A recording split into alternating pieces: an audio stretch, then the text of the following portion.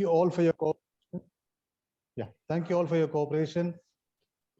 Friends, we are, as you're all aware, we are in the round 3 of the World's Best Trainers competition. And this time the competition topics were not the choice of the competitors, but it was given to them. So a lot of people have been calling us to get clarification on these topics and how to go about it. So our board requested our Managing Director, Mr. Arun Subramanian, to please help them clear all their doubts and give them more inputs and insights. So he is willingly consented to give all his experiences to us. And without much ado, I would like to invite Mr. Arun Subramanian to come over and clear all your doubts. Over to you, Mr. Arun. Good evening, friends.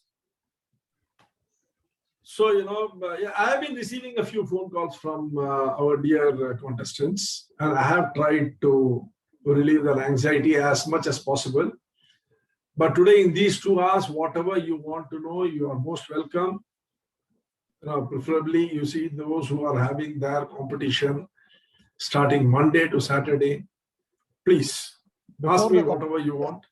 DP here, before the competitors ask, I have a doubt, for a long time. So shall I ask my question first? If you are you a competitor? I'm not a competitor. You can ask me any day you want. Okay, please go ahead, shoot. Okay. It may sound a little basic, but I want to know what is the difference between offline and online training. There's a lot of talk about everything going online. What is the difference? Even in your Talk to Arun series, you talk about offline going online. But most of us are trained in offline training. What is the difference between online and offline? And I'll come to that. Can an offline trainer become successful online? If so, how? Is there any extra training that one has to undergo? These are my questions. Oh, sure. I'll answer those questions. Before that, Mr. Anil Goswami has raised his hand. Yes, Mr. Goswami. DB, don't mind. I'm giving you the miss and going to Mr. Goswami, a senior citizen. Absolutely no. Very senior no, I'll be yes, Mr. Goswami. Tell me. Very much. Sir, I am really indebted. You are giving your lifetime to us. So I have certain challenges with me. Tell me. First thing is, my strength is I have a lot of passion. So I have a lot of energy. And my challenge is time management. So till last moment, I am going on adding something. In that process, supposing I have 1 hour or 30 minutes presentation, my material with me collected is almost 1.5 hours. So in spite of my mindset, I am not able to control it. So more and more I want to give. In that process, I lose the engagement of the audience. I lose the pause where I want to keep causes also. How to control myself and how to do this management. Thank you. Excellent question. This is one of the challenges which all passionate people have. They are so immersed in their passion that they find it difficult to let go of anything. But in process management, they always say, measure twice, cut once. The beauty of a program, or why program, beauty of anything in life is the concept of sacrifice. You have to sacrifice something to gain something. If you want to gain clarity, if you want to gain focus, then you'll have to sacrifice all that which is not adding value to your core message. You see, the mind is an idea generating machine. The purpose of the working of the mind is it keeps on generating ideas, it keeps on thinking. And the more you think, the more ideas you get, since they are your idea. Like the fish, which looks at its million eggs in the same way, you look at all your ideas in the same way. You are passionate and attached to each and every idea, and you would like to pass it on to the world, because you know that you have benefited from these ideas and you want the world also to benefit. But fortunately, unfortunately, Goswami Sahib, all ideas do not add value to a particular message. So we have to know which idea we have to sacrifice and which we have to keep. Maybe 1 out of 1,000,000 is what we can keep, and that's precisely what is the challenge, that why any presenter, any speaker, any researcher, any businessman, that's what he faces. Even in business, you see, we cannot keep on doing whatever we want. We have to do that which we have to do, which is very important, which is a priority.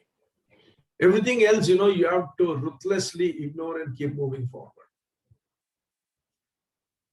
There is a methodology by which that can be done. Maybe, if time permits, I will discuss that with you here on this platform.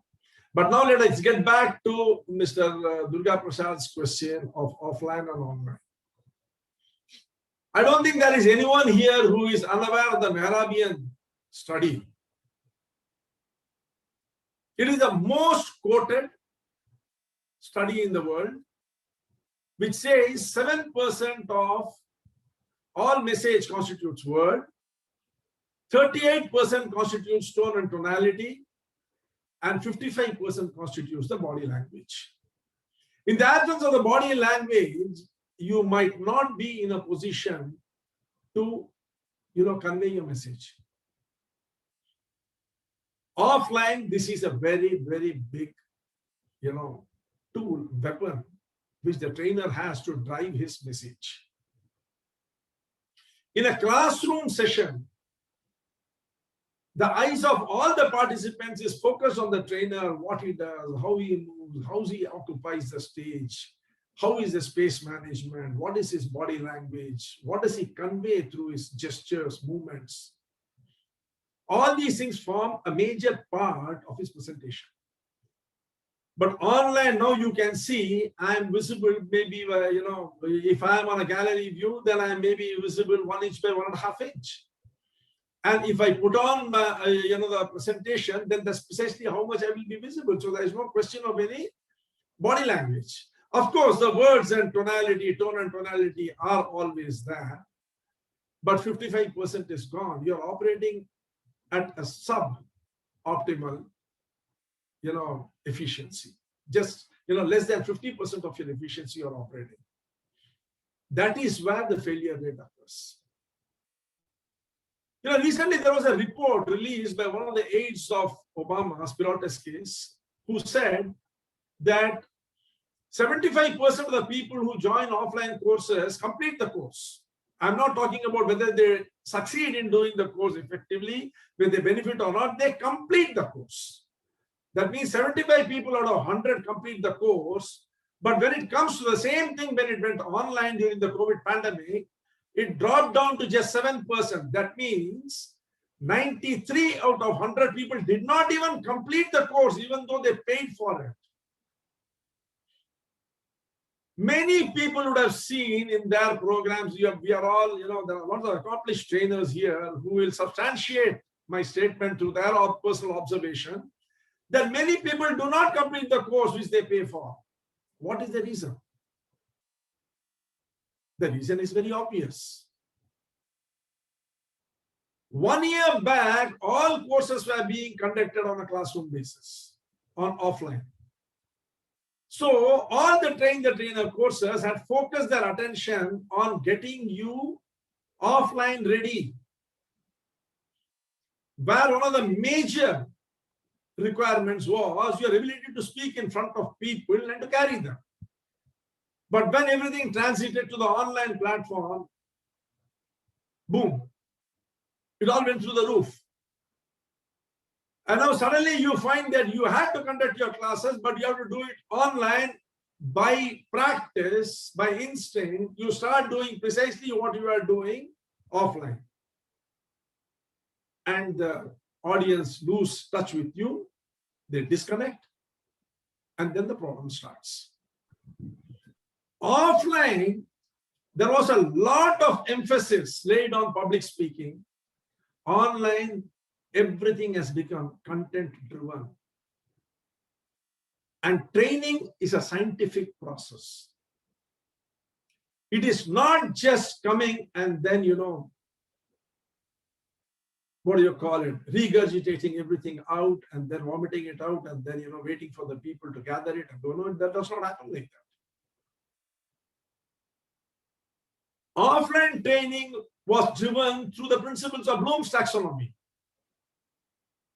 And we all know that Benjamin Bloom was the head of a committee which was formed to study methods of educating the public between 1949 and 1953. But in 2001, 1953, so where Bloom's taxonomy came out, it was being practiced.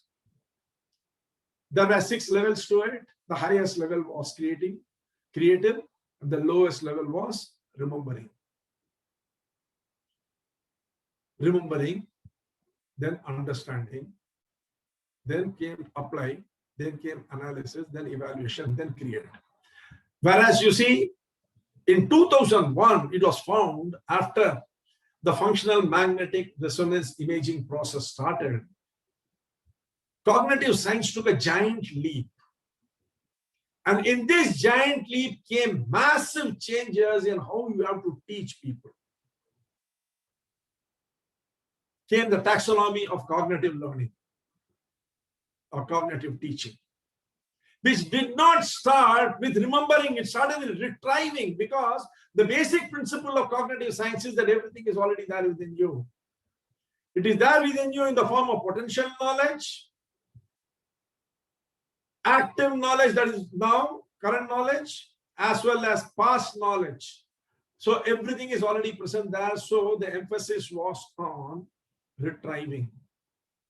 From retrieving, it went to analysis. The question of apply did not come. The combination of retrieving and analysis took us to knowledge. See, like that it kept on going, and the last 2 stages was metacognition, where you start thinking about how you are thinking. What are you thinking? Is your thinking in alignment with the requirement? And then finally, it is a self-system where you start analyzing whether you are motivated enough with whatever you have taught, whatever you have gathered, to be able to continue with it or not. It is at this stage that most students found that they were not motivated enough and they dropped. This is what resulted in the 7% people only completing their courses. On the way, now we are in 2021, in 2017, Richard Thaler, who was a disciple of, it would be wrong to say disciple, he walked on the same path that Daniel Kahneman walked. And he came up with the theory, behavioral economic theory of nudge. Here I would like to remind you all that there is something called libertarian paternalism. Libertarianism is a law which was promoted in the United States that you cannot force a person to do something. You cannot force the person to do something. His liberty is utmost. But when Richard Thaler came in with the nudge theory, he promoted a theory by which you nudge a person towards learning something. So libertarianism was transferred into libertarian paternalism, which said that you can nudge a person and motivate him to go and learn something for his own good, without coercion, without force. Richard Thaler got the Nobel Prize in 2017 for his nudge theory, which is being extensively used in education nowadays. Unless today a trainer is well versed with the techniques which are adopted by major educational institutions and master trainers the world over, in terms of driving learning and teaching through cognitive science and nudge theory, it will be very difficult.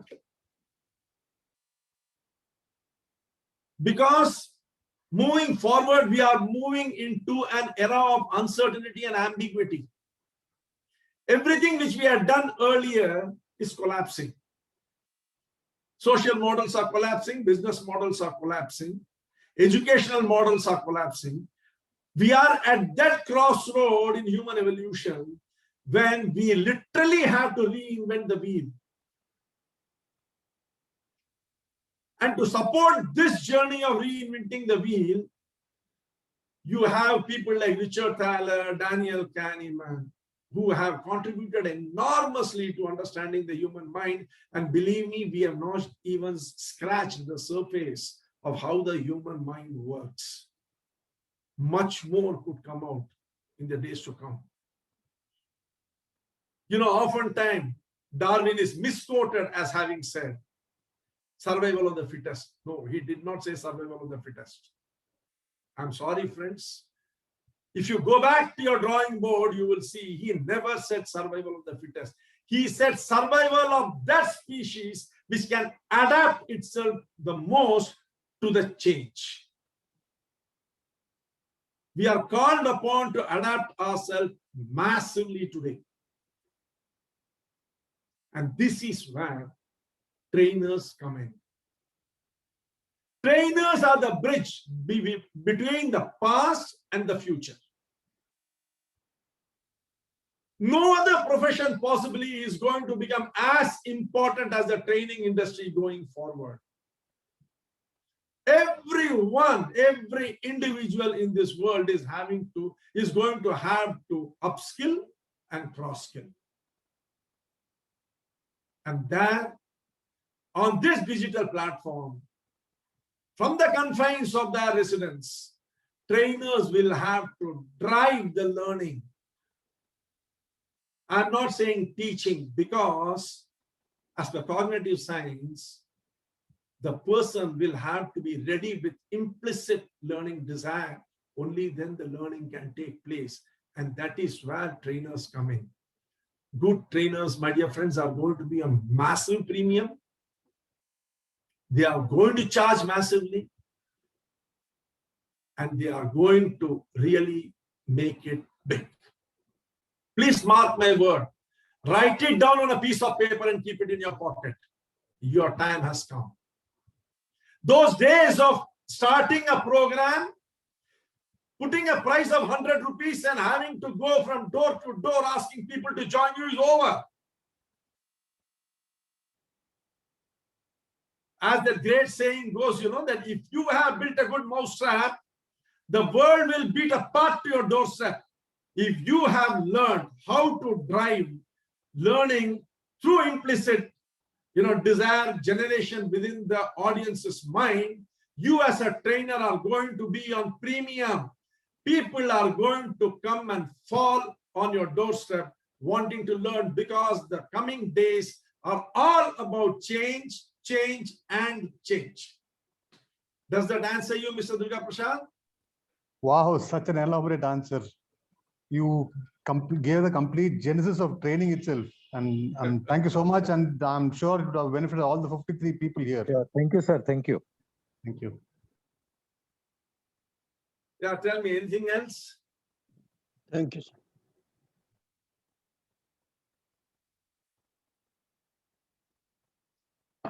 And nobody is asking, I will ask my question. Please do, sir. So last week, when somebody asked for why it is versus employee engagement versus motivation. Employee motivation, yes. Yes, sir. You said there are some differences. Can you? Yes. Don't mind repeating. I just wanted to know. Employee motivation is all about the self. Let me give you a simple example. Let me, something which last time I told about that person who was stranded in the ship. That you are going in the ship. There are about 1,000 people there. The ship catches fire and starts sinking. There is only a lifeboat which can hold about 20-25 people. I asked the person what that person will do. The person will say that I would try my level best to get onto the ship. In fact, the person was talking in a very mild way when she said that she will just try to get onto the ship. According to me, any person in that condition would beg, borrow, steal, murder, do whatever is needed, but to save oneself and get onto the lifeboat. Because the person is motivated to stay alive.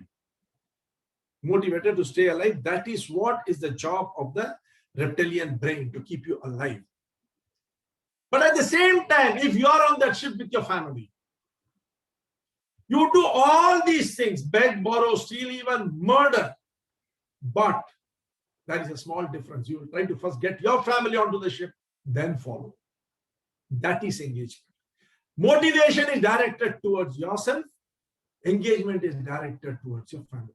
Now, let me give you another very simple example. I think this will explain to you. Two great cricketers, Virendra Sehwag and Rahul Dravid. They both played on the same team, if I'm not mistaken. I'm not such a big lover of cricket. Virendra Sehwag is a classic example of a highly motivated cricketer. He goes slam, bam, he hits all over the place. He searches for runs. Virendra Sehwag is a highly motivated cricketer. Dravid will go and put the brakes and stand, guard one side permanently while the runs are being scored on the other. That is engagement. He thinks of the team before he thinks about himself. This is the difference between motivation and engagement. A motivated employee is very good for performance in the short run, but he will always be looking for opportunities to grow. And in the process, he might leave the company and go. When he goes, he will drag a lot of people along with him and put the company in a soup. But an engaged employee would never do that. He would work double the time that the motivated employee is working, and he will put the organization before the self. Please understand one thing. The armed forces is all about engagement. Private sector is all about motivation. Broadly speaking, I don't want either side to take offense. Does that answer you, Mr. Nayak? Yes, sir. Thank you, sir. Thank you. I just wanted Sir, Chandru here. Can I Tell ask? Mr. Chandru. Please, please. Yeah, so the verses, since you are in that verses subject, I thought it will be easier to ask my question, which is my Please. topic. Value creation versus value capturing. Excellent. Like how Value you creation. gave a lucid example. Give me one pearl of wisdom between the versus value creation versus value capturing. Yes. An analogy. I'll tell you. Value creation versus value capturing. Split TV, split AC, window AC, refrigerator, cooler are all value capturing. Air conditioning per se is value creation. When air conditioning was invented, a new industry opened up, a multi-billion-dollar industry opened up. There was no air conditioning before that. Offhand, I think it was Carrier who invented air conditioning. In Buffalo, in New York, Buffalo, there was a company which was a leader in printing. They had purchased a state-of-the-art machinery and they had installed it. I think it was Sackett and Williams. The name of the company, if I'm not wrong, was Sackett and Williams. They had purchased this machinery, they installed the machinery, and the machinery was playing truant. The printing was very, very, very bad. And during the course of the day, there was a lot of variation in the printing. And there was a huge amount of loss of, the collateral damage was also very heavy because the company was losing its reputation. At that juncture, there was this company where this man was working, Buffalo Forges. He was working in Buffalo Forges. Carrier was working in Buffalo Forges. So Buffalo Forges got a telephone call from Sackett and Williams saying that we have this problem. Can you send somebody who can help us with it? Carrier had just then completed his graduation in engineering and he had joined that. They sent this young apprentice from the research department to Sackett and Williams. He went there. He started, checking up everything. One by one, he checked up. He first checked up the technicians, whether they knew what they were doing. He found that the technicians were highly qualified. They knew what they were doing. There was no problem with it. Then he checked the machinery. The machinery was perfect. There was nothing wrong with the machinery alignment.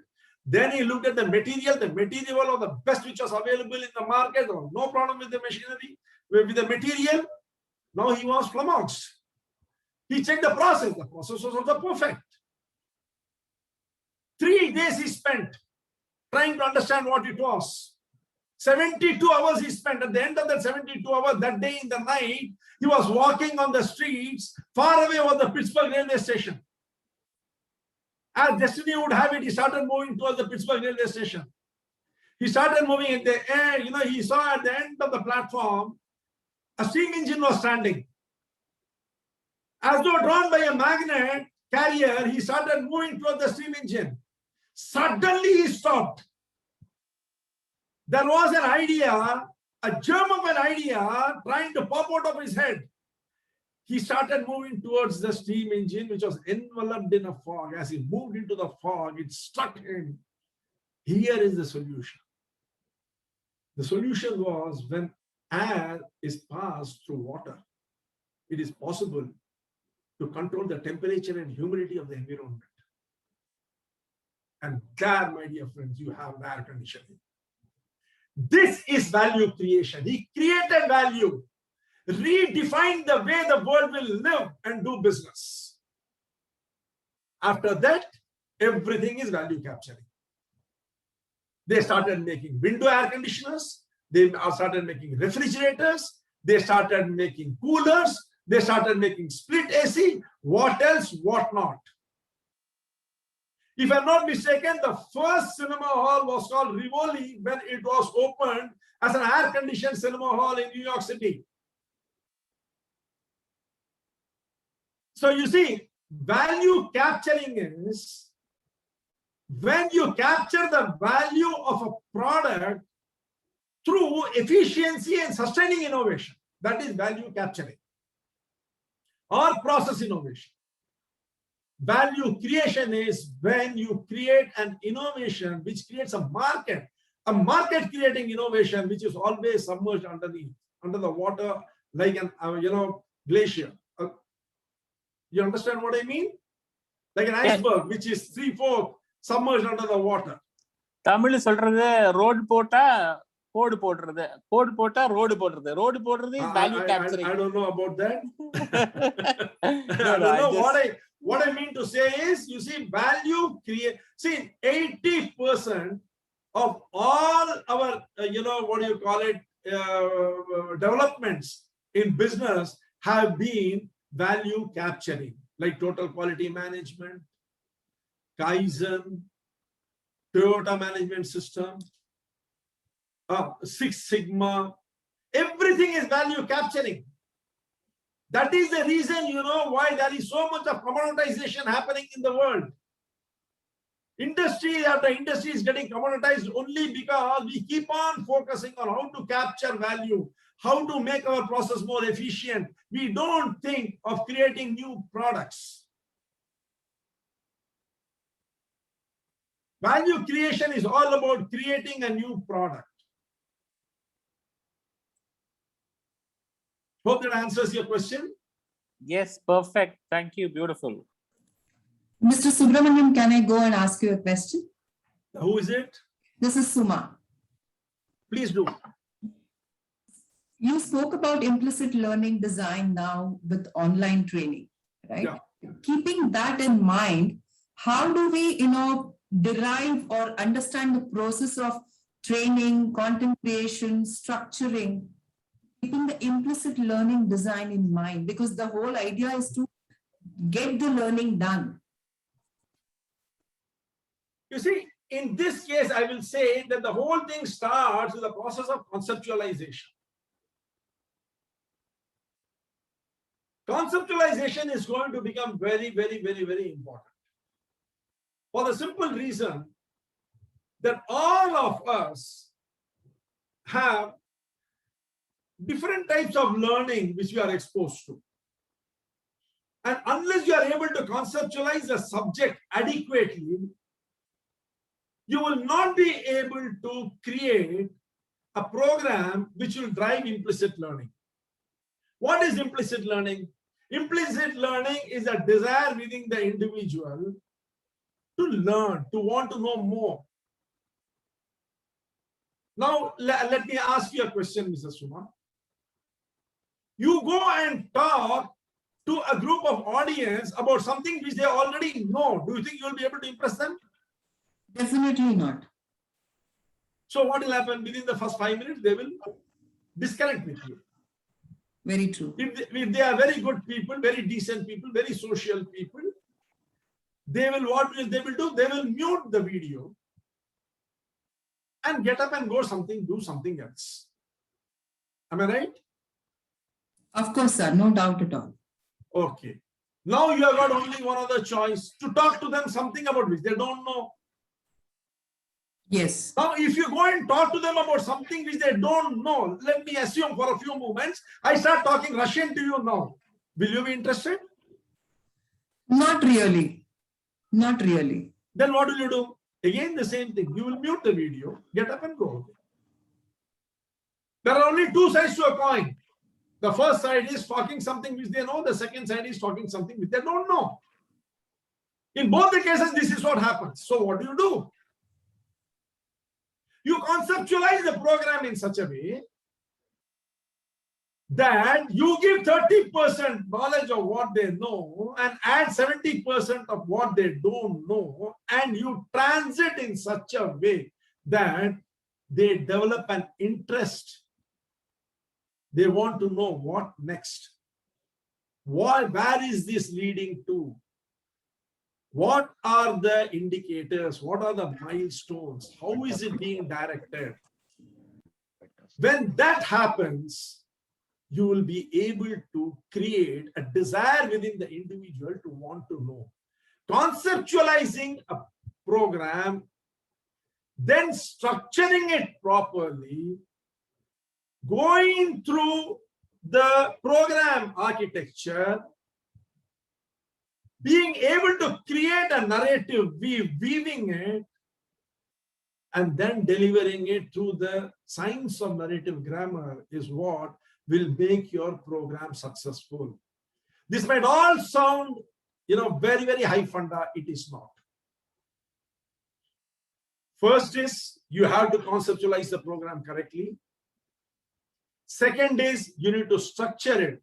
There is a structure. Have you been to, during my childhood days, I have gone to lots of circus. In the circus, there used to be a tent called the weird tent. Have you all heard of it? Of course, sir. When I was a child, I had gone. The weird tent used to have the woman who has got 2 hands growing out of her stomach, or the dog which has got a man's face. Like this, many things, creatures used to be there. It used to be of great interest to all of us because it was a unique thing. Remember one thing, as a novelty, it might look great for children, but adults will not swallow it. So unless you can structure it correctly, it will remain just a novelty for people who are really not interested in the matter. So you need to be able to conceptualize your subject properly.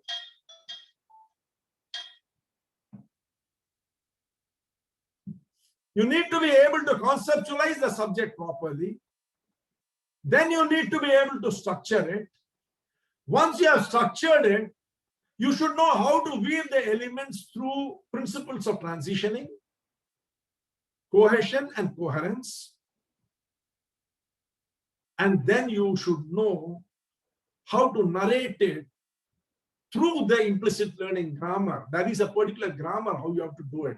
When you do all these things, what will be visible outside is a very, very simple, ordinary program where your attention is totally stuck. It does not matter whether it is a half-an-hour program, 1 hour program, or 2 hour program. When the relationships are strong, when we care for each other, a lifetime is also a short time. And when we don't like each other, there is dissonance and there is disharmony. You can't even sit together for 5 minutes. This is the difference between a good and an ordinary program. Thank you, sir. Thank you. I have one question, following this. Yeah. You mentioned about structuring and you mentioned about weaving it together with transitions and all. Yeah. Give me one, example or something like that which can help me understand or everyone understand what exactly structuring means here. What are the elements, at least? Sumaji, I can tell you one thing. I have, see, I can tell you there's no problem with that. There's no secret in all these things. Okay.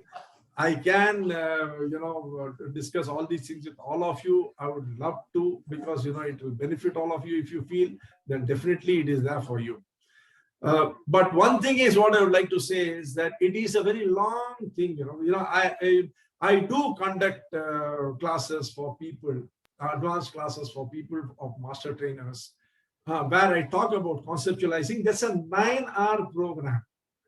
How do you expect me to tell it to you in 2 minutes? I'll tell you something like this. Okay, just yes. Let me see. Let me try my hand at it. Thank you so much. Without my, what do you call it, thing, let me try. See, there was a study which was conducted. Now, let me tell you, what is a concept? Conceptualization is what? Conceptualization consists of creating a concept map. Okay. The concept map has got 3 elements in it. The first element is, if we talk about, say, a concept, there are various sub-concepts in it. Together only, there are various concepts which together come together to form a major concept. Concept means what? It's an abstract idea. Correct? It's an abstract idea. This idea consists of various components. Various small ideas put together come to form a big idea. Now, each of these various ideas, now let me take the example. Someone was talking now about time management. Yes, Anilji, you are talking about time management, right? Sir, right, sir. Let us take time management itself as an example. Is there anything called time management? No, you can't manage time. As Omar Khayyam wrote, the moving hand writes and having writ moves on. Nothing can bring it back. So you can't manage time. And as Einstein said, time as an independent entity does not exist. Time exists as a time-space continuum. On one side, you have a writer-philosopher saying, time cannot be managed, it moves on. On the other side, you have a scientist saying, time does not exist as an independent entity, but as a time-space continuum. Now let us come to a middle path. If time cannot exist by itself, it has to exist along with something else. What is there something else with which it can exist? Will anyone answer me? Events. Event. Yeah. Work. Something like that, isn't it? So when you say event, you can say, Mr. Subramanian's program is at 7 p.m. Correct or not? Then, if you want to manage time, what do you need to manage now? You have to manage the event. Yes, yes. Similarly, let us say that a work has to be done. Most like, just now Mr. Goswami ji said that more and more and more and more he is taking work and he doesn't know how to handle it. So the time which he is unable to handle is directly connected to the work which he is accumulating. How can he handle time now?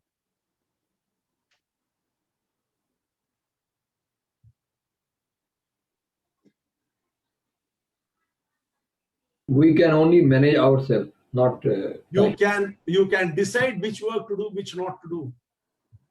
You can prioritize your work. So now you see, one more concept has been added. Prioritization. Okay, you have prioritized the work. Let us say you decide that you will do this work. Is it over? No. It is not. For doing that work, certain resources are required. Can you do the work in the absence of those resources? You can't. So a second concept has been added, resources. Now, resources has come. Is that over? No, it is not over. To use those resources, it requires certain capabilities. Can you use those resources in the absence of capabilities? No, you cannot. Another third concept has come. So conceptualization is the process of first identifying the various concepts which together make up this super concept. Then you understand and relate the relationship between these concepts. Once you understand and relate the relationship between these concepts, you transition from one to the other. This is one part of conceptualization. Now let us take the second part. Concept has got three elements always. Always, every concept has got three elements. Let me look at it this way.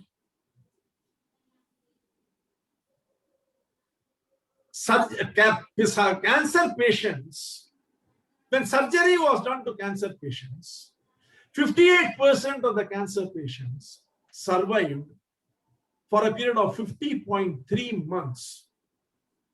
58% survived for 50.3 months, whereas 42% died. What is this? Can anyone tell me what is this? Statistics. This is data. Pure data. Right? Now I take this data, go to a cancer specialist and tell him, doctor, when you do surgery, this report says that 58% cases, the patient lived for 50.3 months.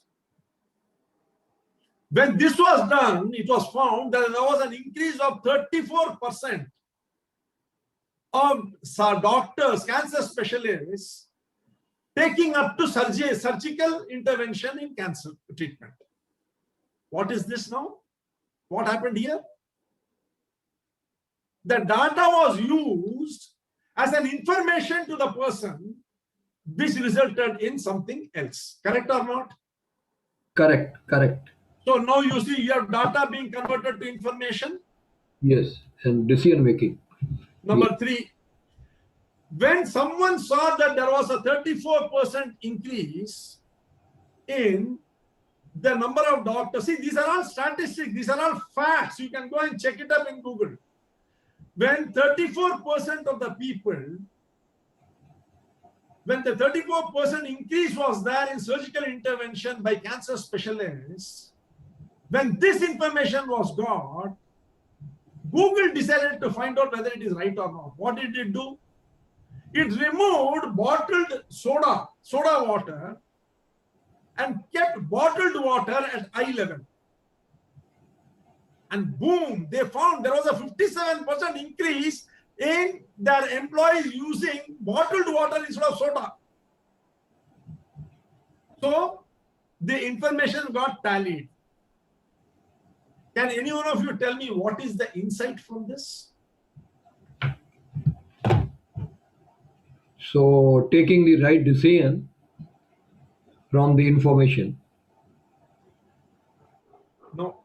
The insight is what you direct the human mind to think it what it thinks. There is a scientific evidence of this in Japan. To prevent accidents, when the bullet trains came, they started a process called show and tell. When you show and tell something, people automatically follow it. This is the insight. Now you see, you've got three different types of programs in front of you.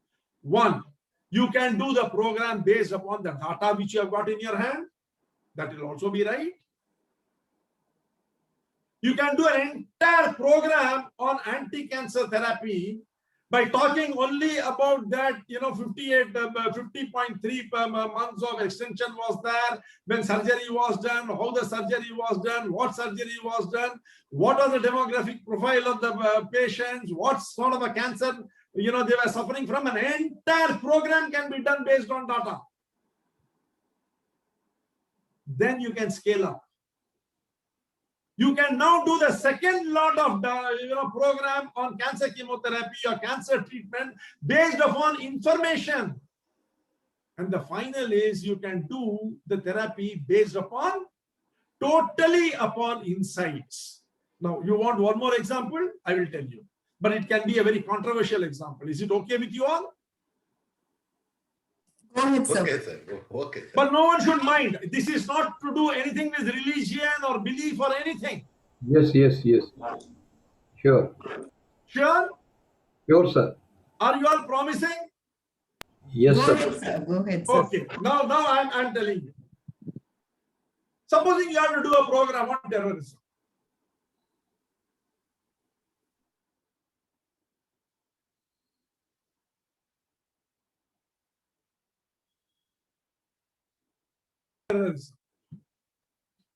You go through Google. That is what most people do, isn't it? Correct or not? No answer. Yes, Come sir. again, sir. Sir, come again, sir. You are muted for some time. Answer now. What? Partially. So where do you go? There are past experiences, Google, stories. So you see, which you have Google has learned. automatically come. Yes, Even sir. the past experience, Google will be there. Mamaji will be there. You suddenly read that majority of terrorist attacks have been by a particular community. Yes.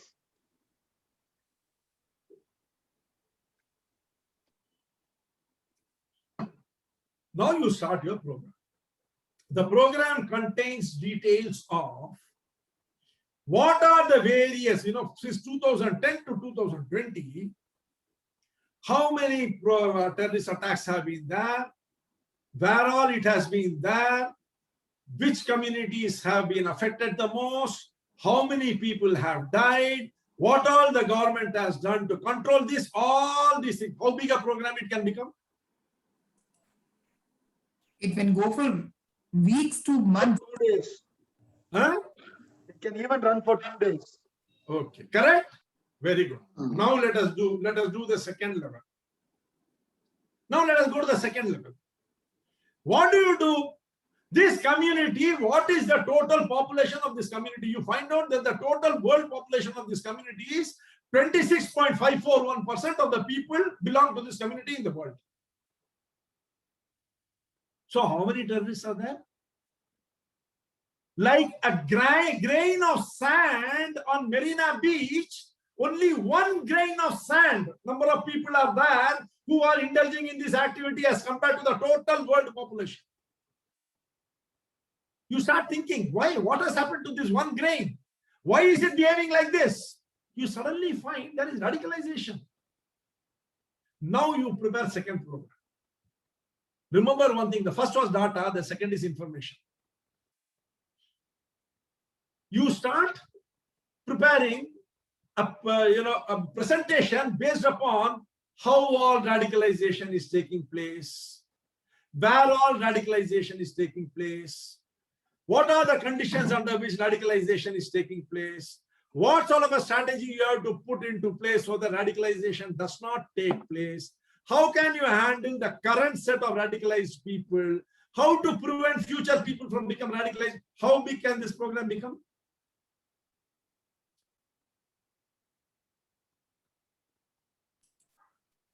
So it can be an elaborate. It can again be sky is the limit, right? Yeah. But what is Yes, the sir. insight here? Because first you finish data, you found that you can do a program for a couple of months. Second, you came to information. Now again, you see you can do the program for a couple of months. You don't stop there. If you are a top flight master trainer, you don't stop here. What do? You check up whether radicalization has taken place in other communities.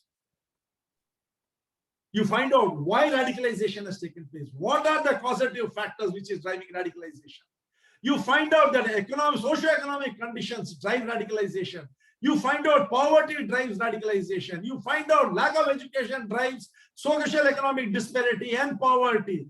You find out why education is not available to these people who are getting radicalized. Entire Pandora's box has been opened. Can you imagine what this program will be like? Just think of the first and the last. Huge program. Huge difference. There is no similarity between the first and the last. And you will say, my God, you see how beautiful the third program is. The third program was insight driven. The first program was data driven. In between was information driven. Friends, ask yourself, what is your program driven by? Is it by data? Is it by information? Or is it by insights?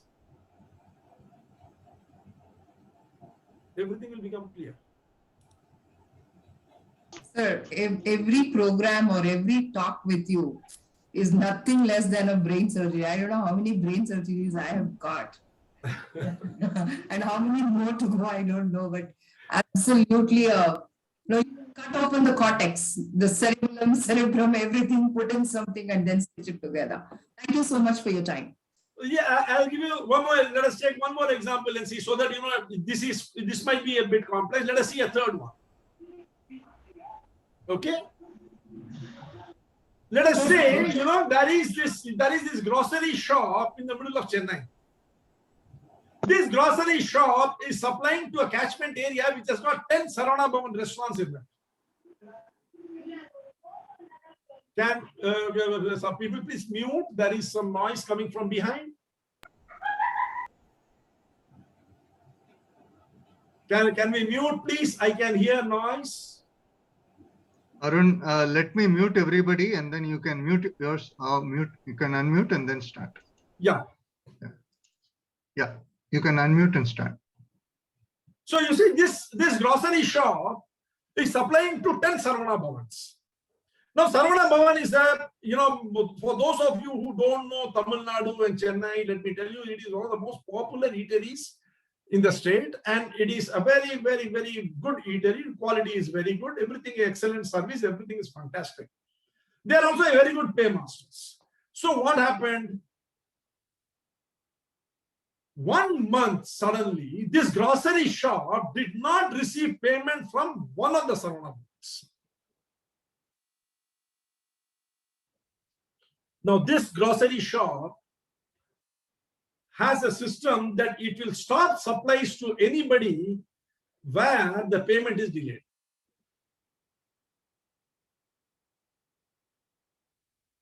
That the Sarvana Bhavan defaulted in its payment in the month of March is what? Data. Data. So what do you do now?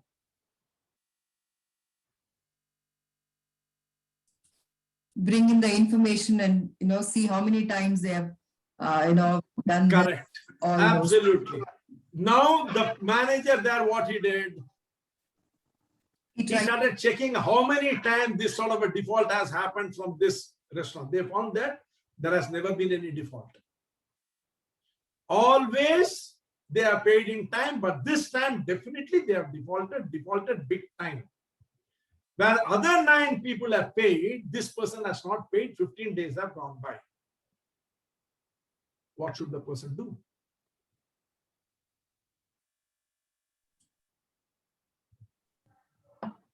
Give a concentration. Look for the insight. Why this happened? When they telephoned, they found out that a new accountant had come and had introduced a new accounting procedure that was getting updated. So the information had not been thrown up that the payment was due on so and so date. When the telephone call went, they felt very ashamed and paid immediately. Now just imagine, if they had used the thumb of the rule and stopped the supply, remember all the Sarvana Bhavans are owned by the same person. They would have lost a big customer. But when they telephoned and talked to him and got this insight and their behavior was driven by the insight, the customer relationship improved. Depending on data or information alone to do your job or to create a presentation is a major mistake. Look for insights. Insights are what drive the human brain. The human brain gets into an overload with data and information. It looks for only insights. Please bear that in mind. The fundamental principle in implicit learning is go by insights.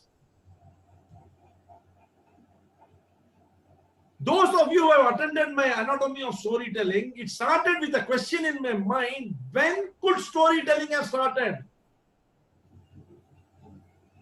And the whole structure came tumbling down, starting with fire initiating evolution, the brain size doubling up, around the fire. What happened? They started telling stories, both imagined and real. Immediately the question came in my mind. That means, why were people lying there? Just imagine, you are an individual, nothing interesting is happening to you, and another person is every day coming and telling interesting stories. Will you not feel left out? Very true. Very true. Then will you not want to also look interesting to the tribe? Of course. Yes. Then what do? But create stories. You create a means incident which never happened and tell it to them. Now what happens? The people accept it. You realize that people cannot differentiate between real and unreal. The immediate question came: if unreality, lies can be accepted by people as real, then what is everything that has been told till today to us? There came the question of Leopold von Ranke, history. When I researched that, I found out Leopold Ranke had exactly come to the same conclusion that I was coming today. He said there are three types of histories: the real event, which is always lost; the reconstructed event, which is very, very difficult to reconstruct, validate, and measure; and finally, the history as written down by powerful people is always almost untrue. Then comes the question: if you can make untrue as true, can you give truth a different picture? Immediately came reality distortion effect, and how Steve Jobs used to do it. Once that happens, you see, everything opened up. An entire 5-hour program, opened up like a Japanese fan, all because of one single question: when did storytelling start? Are you understanding, my dear friends? Yes, sir. Yes, sir. This is M. Chidambaram, sir. Thanks for your wonderful explanation. There's a question from Shilpi Gupta. Shilpa, please. She is not able to mute. I'll read her question. How Please. much, in a 90 minutes presentation, she wants it clarified from you. How much of theory part and experiential learning should I include? And how should it be conceptualized? If you could speak to us, you'll understand. How Thank much are you comfortable with? Please remember one thing. The same thing I told last time also to the participants. Take a single idea and pitch it big. If you can make one single person in the entire audience want to learn more about what you're talking, you've done your job. 1-for-1 should be the policy. I am one trainer. If I can influence one life, so you decide. There's nothing like this much, that much. There is no formula. How much should I love my wife? How much should my wife love me? How much should I love my children? It all depends upon what I'm comfortable with. Correct or not? Yes. What is your comfort level?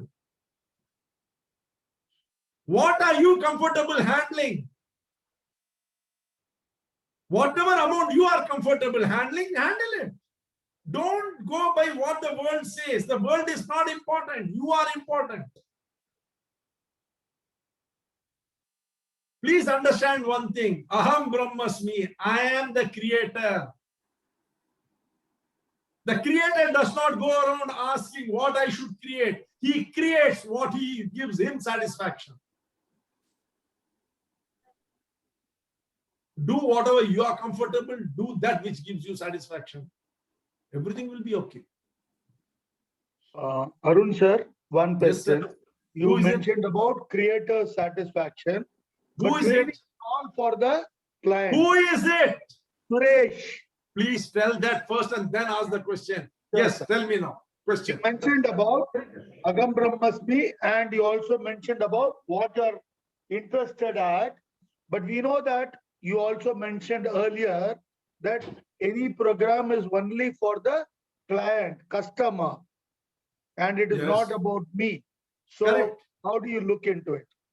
Your wife cooks for you or for herself? She cooks for me That's and for all. her. But she cooks that which she knows best for you, with you in mind. I will prepare my program with my audience in mind, but I cannot go out of my capable limits and do something. It will fail. Within my capable limits, I will do my best keeping you in mind. Are you understanding what I'm telling, Mr. Suresh? Thank you, sir. Yeah, you have come to attend my program. I start off with the belief that you are far more knowledgeable than me. And then I try to understand what it is which will satisfy you. And I put the best which is in me to satisfy you. But just because you want me to give in German, I can't give in German. I don't know German. I can give only in English. Got it, sir. Got it, sir. Wonderful. Excellent. Good evening, sir. I am Rameshwar Giri from Pune. Can I ask one Yeah. question? Please. Sir, with experience, we can talk on many subjects. Should we get branded to one topic, or we can talk on multi topics as a trainer? You are from Pune. Yes, sir. Which are the cities you have gone Yes, sir. to? Which are the cities you have gone to? Sir, Pune, Nashik, nearby only. You have not gone outside there. No, sir. Suppose you get a chance to go to Paris, what will you do? Yeah, definitely go, sir. Why? It's a good place. So you see, every subject is good. Yes, sir. Why should you restrict? If you know how to create a product, why should you restrict yourself to only one product? The process of creation is the same, Yes, sir. isn't it? Yes, sir. Yes, sir. You see, conceptualizing is the same. What does it matter? Which, subject you are going to conceptualize? Yes, sir. Thank you, sir. I was informed that I should become a brand in one subject, then only market is there. Such type of. Arun sir, this is Some people Brooklyn say like region. that, sir. But I don't. Arun sir, I agree with you. I fully agree with you. I also don't believe in only one specialty. We can do many subjects, whatever comfortable. Thank you, sir. See, it depends upon, as they say, what does the market want? Yes, sir. Arun sir, Yes. this हाँ, is yes ji, bro, Vijay जी, बोलिए. Thanks a lot, sir. Thanks a lot. so earlier my friend from Coimbatore, one Jivanandam, had heard me in some industries whenever my seminars were there. Now he says online you are like Shivaji Ganesha, who used to shout earlier. I told not only shouting, it was earlier days, my feeling was to put enthusiastic way, and that's why I used to shout. That is true. But now problem is online, it directly goes into the ear. So from 40 years I've been doing this. How to overcome this problem? Don't overcome this.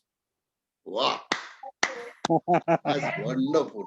Why should you overcome? See, I'll tell you one thing. You should never cut the head to fit the cap. The cap should be cut to fit the head. That's wonderful thing. Look, I was so much worried Because 40 years now, how to change that? It was Why change? Yeah, What has brought you success? What has brought you satisfaction? What has brought you happiness? Improve on it. Yeah, right. See, the necessity is not to change, but to bring improvement. Yeah, right. Fabulous, fabulous. Right. Sir, Arun sir. Yes. Who is sir, it? I'm Dr. Sangeeta. Yes, so ma'am. I joined this group. I have attended the first round of the World Trainer Contest also. So that time I didn't have any idea about how to go about it. Okay, though I'm a trainer for all the medical fraternities and also soft skills I have developed and women entrepreneurship, forensic. I have been to many things. But sir, I always do service-oriented talk, motivation talk and all. So because in the third round, what I felt, like how to develop the business, I felt the topic was. Can you please repeat the question once more, if you don't mind? Sir, in the third round, the topic what you people have given, like, business oriented, like how we can develop the business, and you have distributed the topic to each and every contestant. So that was really good because all these years, whoever I trained, so I used to give a free, talk to them. So this has motivated me, how to go about it. So if you could able to start with any training session regarding how to make a training into the business oriented, if in a starting level. So how to go about it, sir? You want to know how to create a product on business orientation, right? Yes.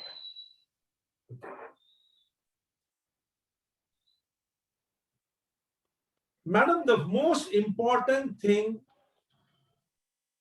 in conceptualization is simplicity. Like Einstein has said, that any fool can make a thing complex and most fools do. It takes genius to make something simple. Yes, sir. Definitely. Okay. Now, business orientation means what? Becoming oriented towards business. Business is what? Business is what? It's a transaction. Transaction. Okay. Correct? Yes, sir. Slowly, as man evolved, transaction has also evolved, starting from barter system to the complex platform models today. Okay. Your program should focus on possibly how with times the orientation of the society towards doing business has changed. First it was, I have this, you have this, exchange. Then came industrial revolution. I have this, you don't have this. You pay me what I want, you take this.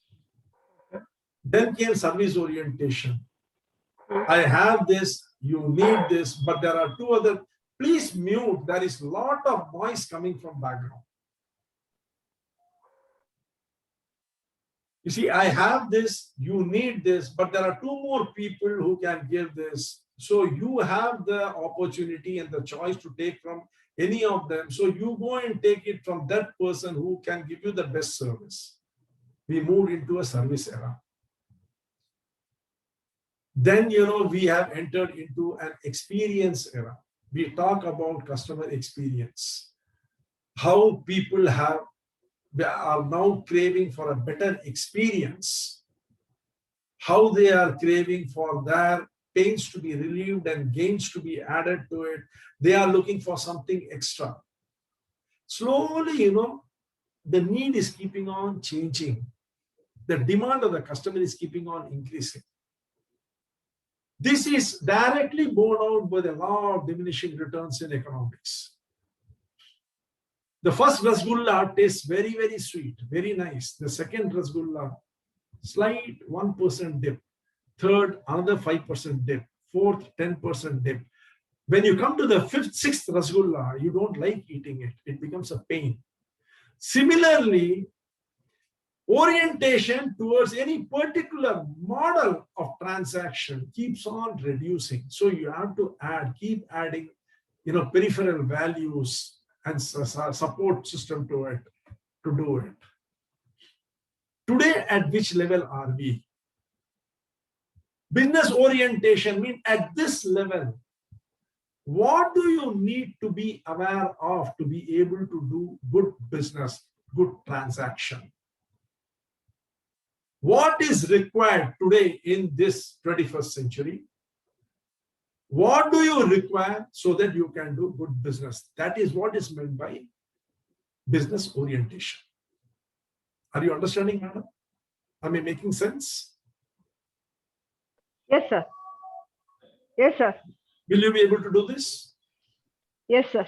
I'll try to change myself and think about from your perspective also, like try to implement it. No. Just take this as a guideline. Don't start thinking like from my perspective. You have your internal strengths, you have your intrinsic strengths. Play to that. Play to your strengths. Thank you, sir. Thank you so much. Thank you. This is Pat. Yes, tell me, Mr. Pat. Yes. Tell me. The topic I've been given is finance to non-finance. Oh, people. Excellent. Finance to non-finance. Non-finance, yeah. Your insight on it. Finance is the backbone of business. Unfortunately, you see, finance is handled totally by the finance department. And to some extent, it is understood by accounts and audit. Others think they don't require it, but what they don't realize is that every activity, every decision is a financial decision. Every decision taken in life is a financial decision. There is no decision which is not financial. For the simple reason, every decision taken by every departmental head, every employee impacts the finance of the company. So finance is a subject which every individual in the company should know, should understand.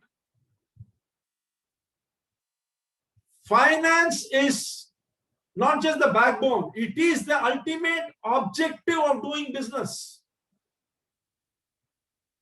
What happens if a business fails? Can you tell me, Mr. Pattabhiraman, what will happen if business fails?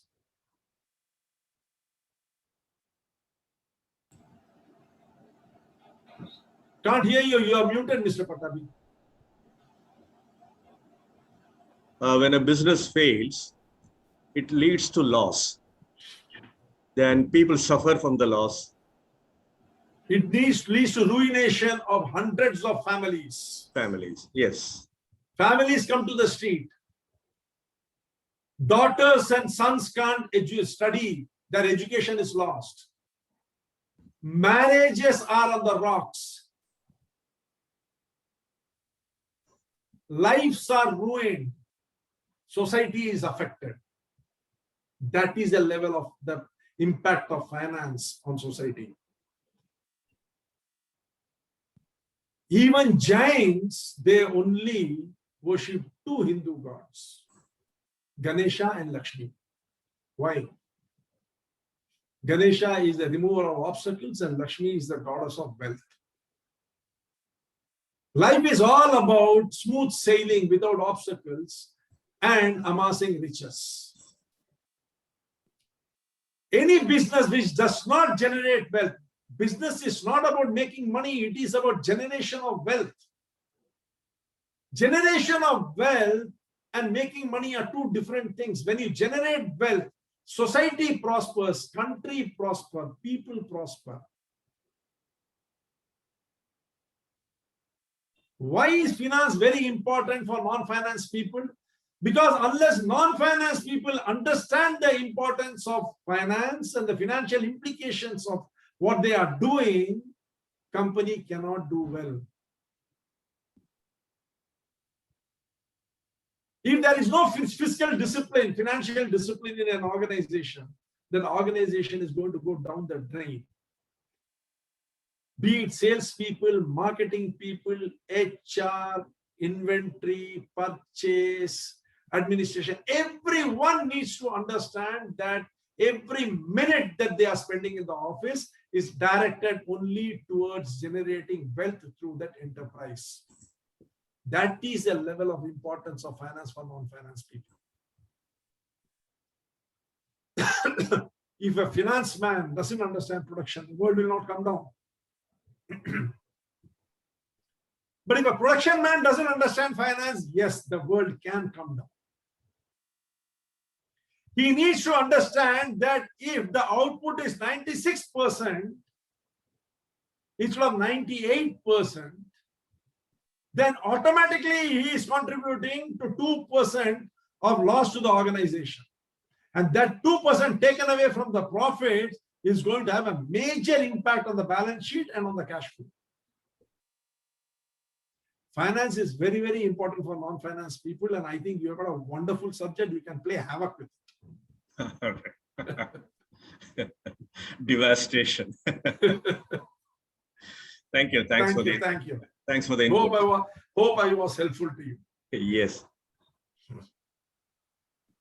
So this is Seshadri here. Yes, Mr. Shishad. Sir, I have got the topic of artificial intelligence and machine learning. Yes. So to admit honestly, I am quite a greenhorn on these subjects. 99% of the world population is. Don't worry about it. So how do I proceed with this topic for my presentation, sir? I need some insights. You see, insight is, what is artificial intelligence? Artificial intelligence and machine learning, is all about automation and how technology is being used to drive all aspects of life. How it is coming into use in various aspects. As we move forward, what is the most important trait of man? Evolution. Huh? Evolution. So what has evolution done? With evolution brings comfort. Laziness. Laziness. Absolutely right.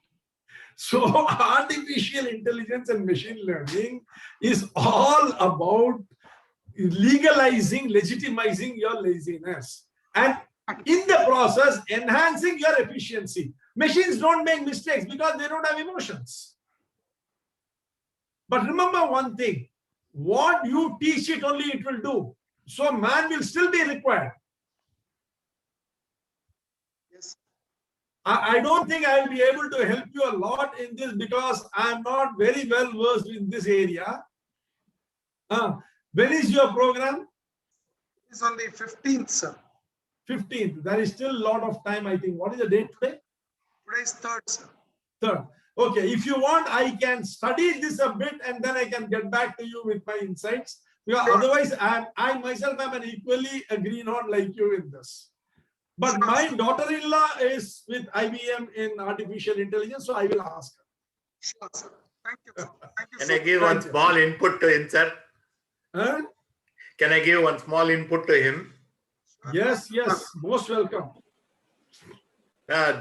Ordinary lathe and a CNC lathe, that is the difference. Ordinary lathe and CNC lathe. Yes, sir. Got it. See, one more insight, can I, with your permission, Arun, sir? Please do, please do. Yeah. See, you know that during the COVID, this robots were actually going inside where the patients are not supposed to, the patients are suffering with COVID. The food, other things were directly supplied with the help of robots. Correct. Right? Correct. What is that part of it is artificial intelligence. So how it made medical aspect progress, how it serviced a certain aspect, you can take it up. Right, sir. Understood, sir. Understood, sir. Arun, thank you, sir. Thank you. Arun, sir. Who is Arun, it? sir. Tasneem Cole. Yeah, Tasneem. How is your cough? Bad. Throat is bad, but still I am trying to do something for Shilpa. Shilpa's network is really bad, but she has put a question in the chat box and she I wants already me asked, to... madam. Acha, aapne pooch liya hai? Let her ask, Mr. Chidambaram. Yes, tell me. Okay. Boli. The question is, 1 minute. The chat is also not going down. Okay, 1 minute. Okay, yeah.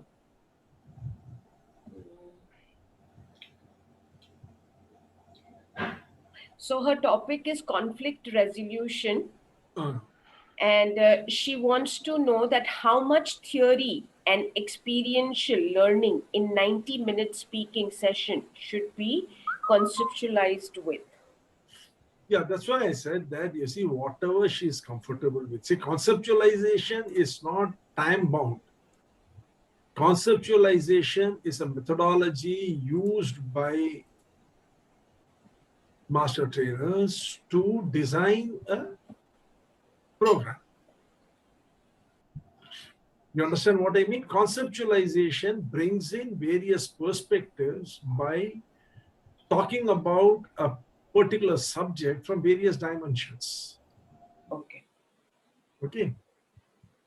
Maybe, now, conceptualization, I have a 9-hour module with me. If maybe some time permits after this program, or whenever time permits, I can take that entire module for you all so that you will become good at conceptualizing. Okay, sir. Thank you so much. Shilpa, if you are able to hear, I hope you got your answer. Sir, if I'm able to speak as much, and my network is very, very low today.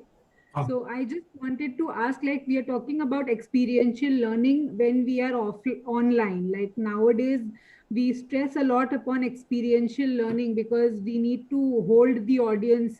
And since it is a 90-minute thing, so I just wanted to ask that should it be 50-50 or should it come in between? Like I'm a little confused as how to. Why should you be confused? You see, don't go in for terminologies. Whoever has told you all these things about experiential learning and other things. What is experiential learning? Experiential learning is learning from your own experience, correct? Correct me if I'm wrong. Yeah, absolutely. I said implicit learning. Implicit learning is what? Where there is a desire which arises within the individual to want to learn something. How do you create that desire? You create the desire by alternating information which the person knows with information which he doesn't know.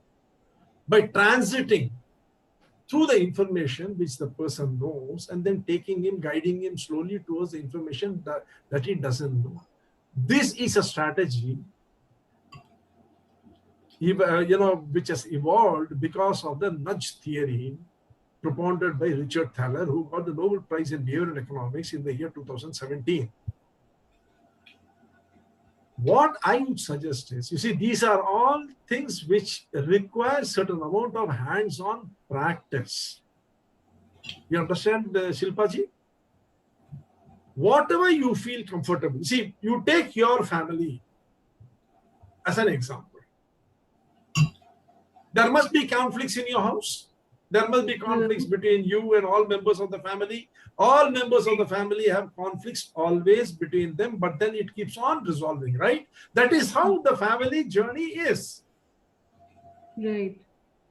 Now, what did you learn from it? How did you resolve the conflicts?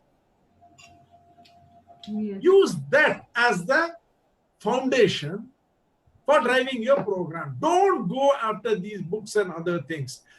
Understand what you did, use that as a fulcrum, and then look for information if you want.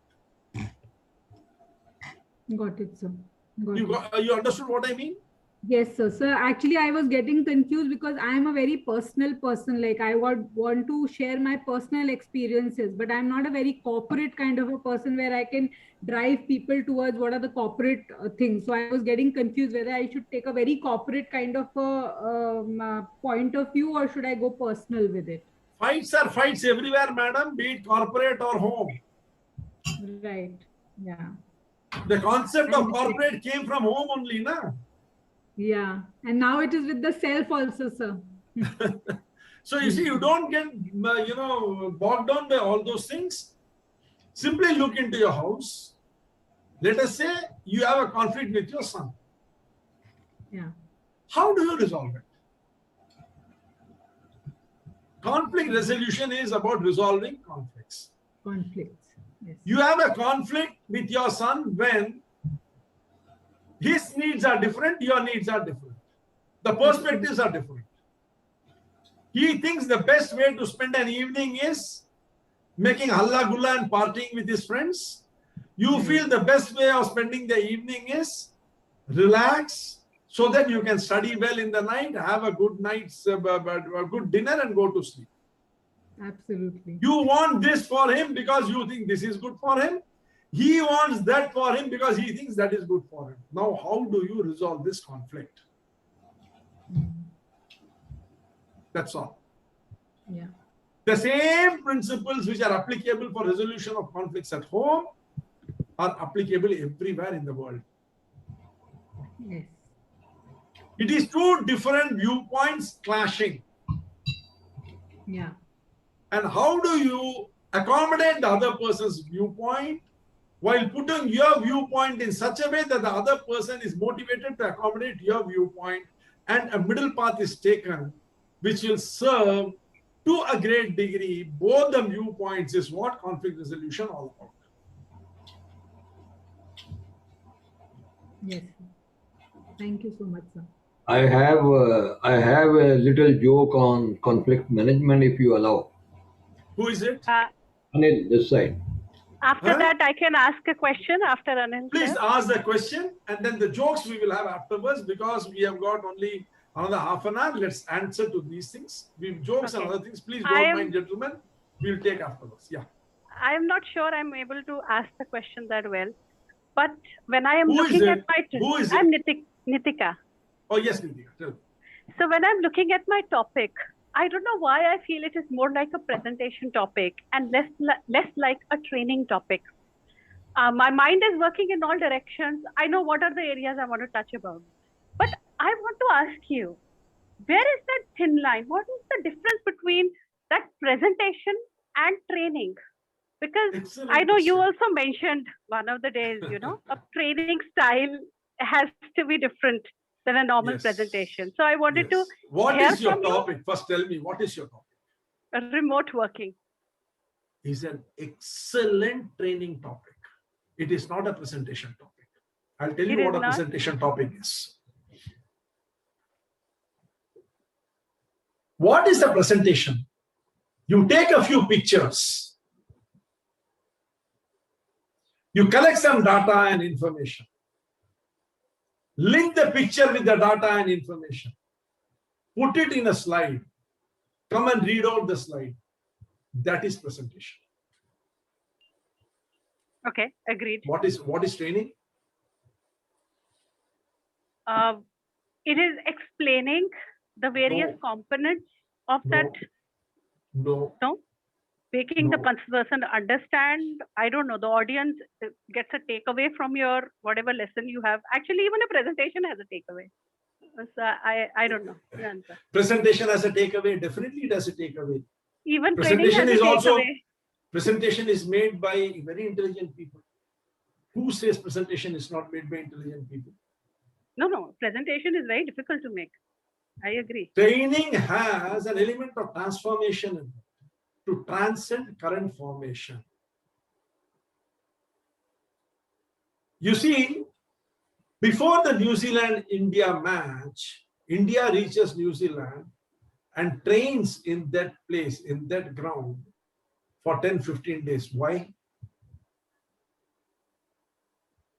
So that they get acclimatized to the, pitch. To the ground, the climate. To the climate, to the ground, everything, right? Yeah. During that period, what happens? What do we mean by transcend current formation?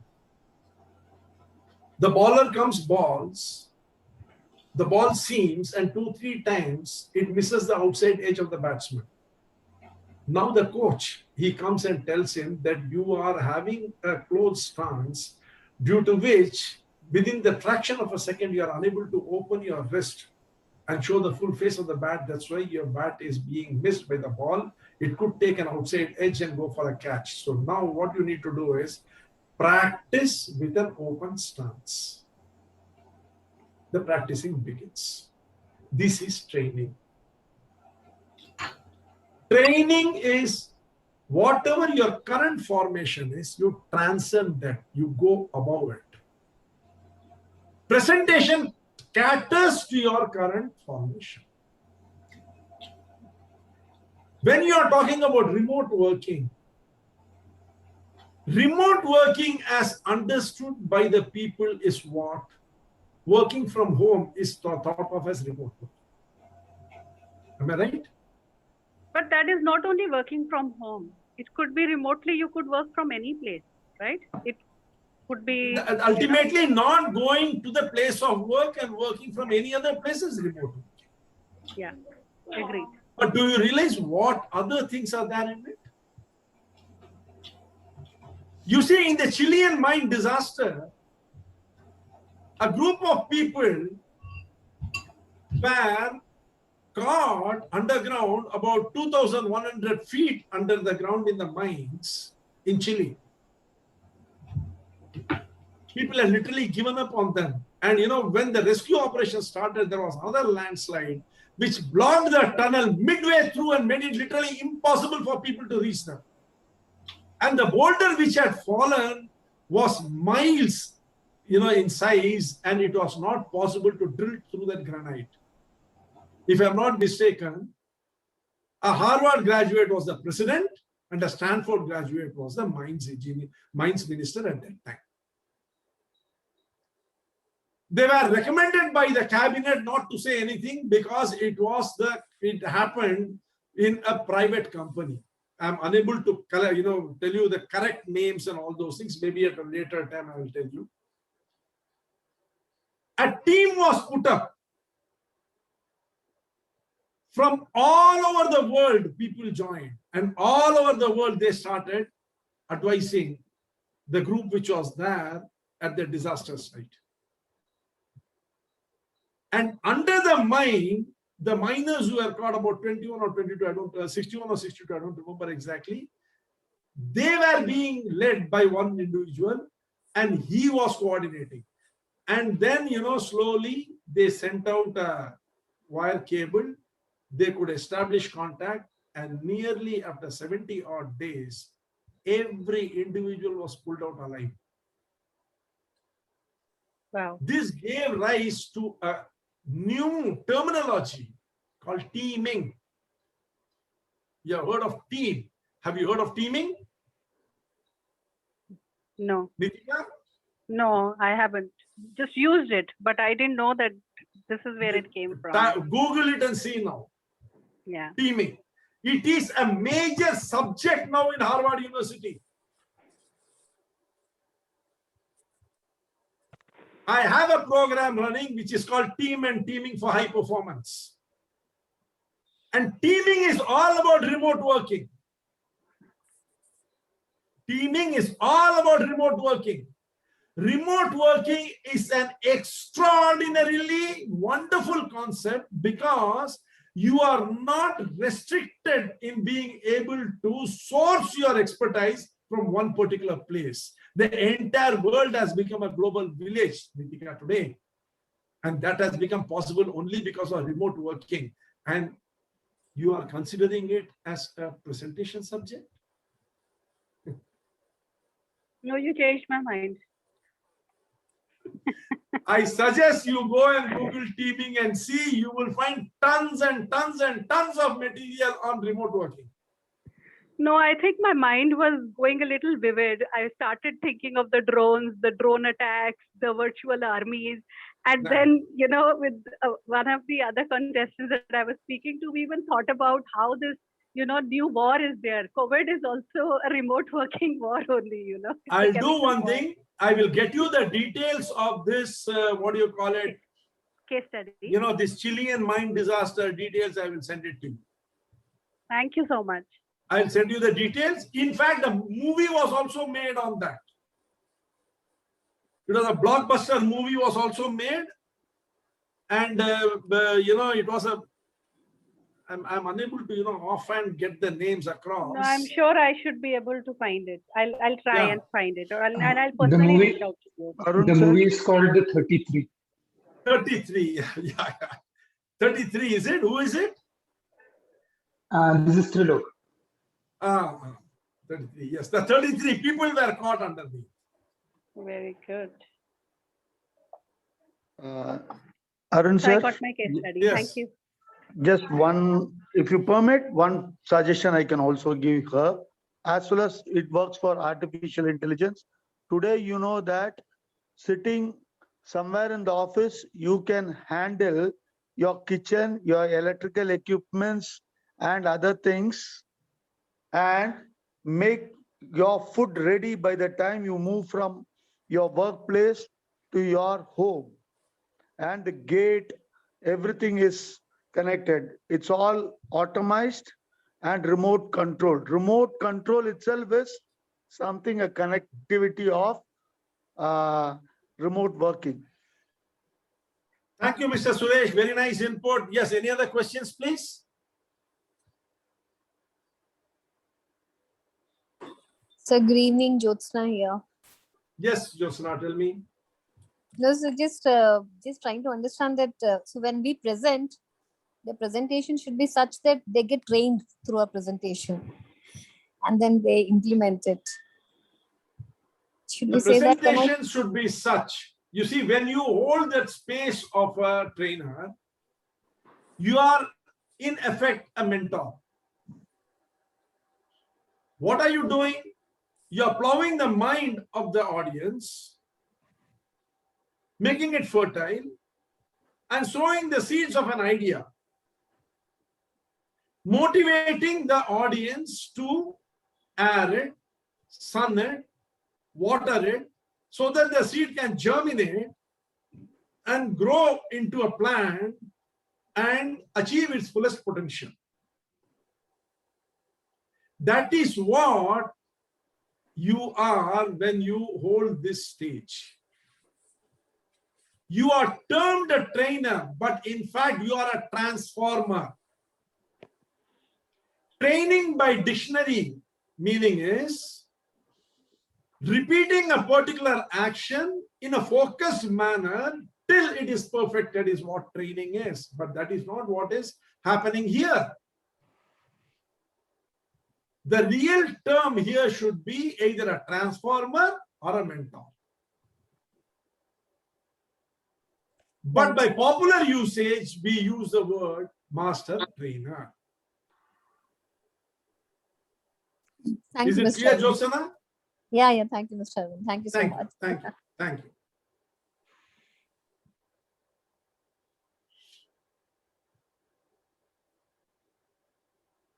Any other questions? What is the who's having the program on Monday?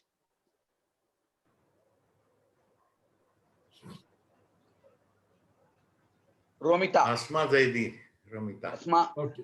Asma and Romita. Okay, excellent. Good evening, Arun sir. This is Chandrasekhar from Bangalore. Please tell me, Mr. Chandrasekhar. Yeah. I have a question which is off all these things. Am I permitted to ask? Please. It is not related to anything. Yeah, my mind, I don't know, somewhere, from the training perspective, I'm not able to differentiate between corporate and non-corporate, whereas most of the trainers always refer to these two words. Could you show some light on Believe this? me, I myself don't know what I am. Okay. I don't subscribe much to all these labels. When I take up a topic, I have done topics like self-actualization. I have done topics on branding, personal and professional branding. I have done topics. I have done classes of nearly 45 hours on personal branding, on professional branding. What am I? I have done, this course on storytelling. I do regularly courses on employee engagement, creativity, innovation, design thinking. I have done extensively long programs on, the reptilian brain. So what am I? Am I a corporate or a non-corporate trainer? What am I? Don't go by these labels, Mr. Chandrasekhar. Do what gives you satisfaction. Yeah, these words really for a trainer does not add anything. Yes, thank you very much, sir. It's all, splitting hairs on unnecessary things is not going to be of any use. Let them call you whatever they want. People will come to you if you are giving value. People will not come to you if you don't give value. Just because we call ourselves a corporate trainer, it doesn't make any difference to the world. I can call myself the president of the USA, but do you mean to tell me the US Congress will listen to me? I agree that. Thank you. Leave the so much. nomenclatures aside. Thank you so much.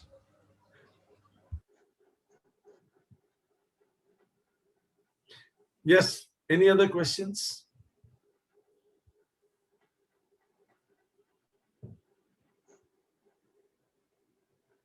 Silence is golden.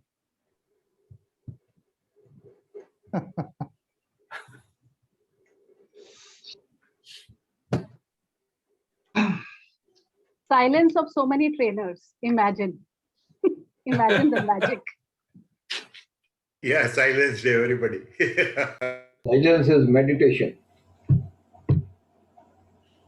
So this is Farooq here. Yeah, Mr. Farooq. So earlier you mentioned motivation versus engagement. And you said motivation is largely what comes from within. Isn't that self-motivation a different? I didn't say it comes from within or without. I didn't say that. I said it is directed towards oneself. Motivation is always directed towards personal gain.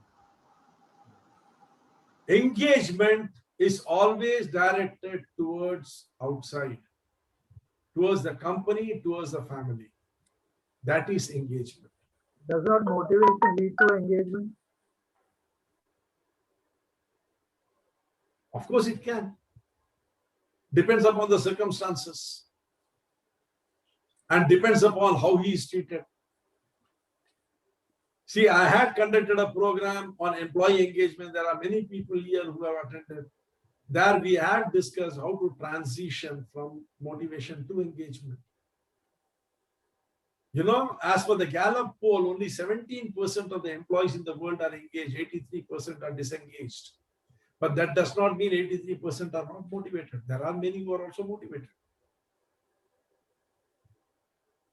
One of the biggest problems corporates face is when a motivated employee leaves.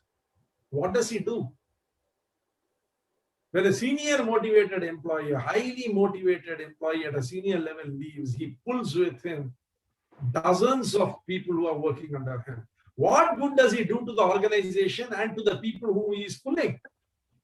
Is he pulling them for their benefit or for his benefit? Ask yourself this question. You will understand the difference between motivation and engagement.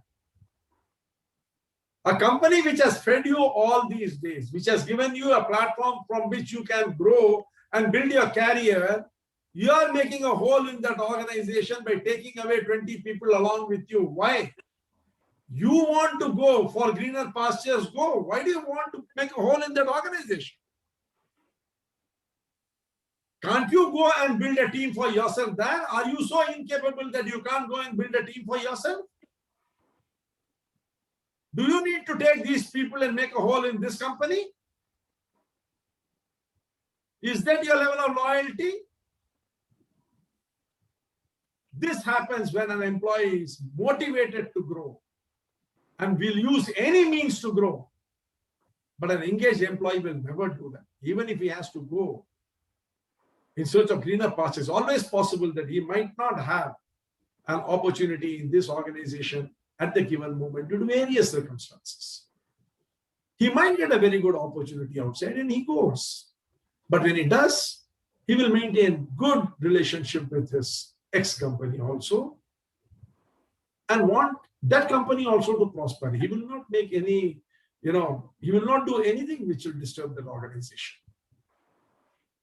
He will have faith on his capability to build a new team altogether and continue with it.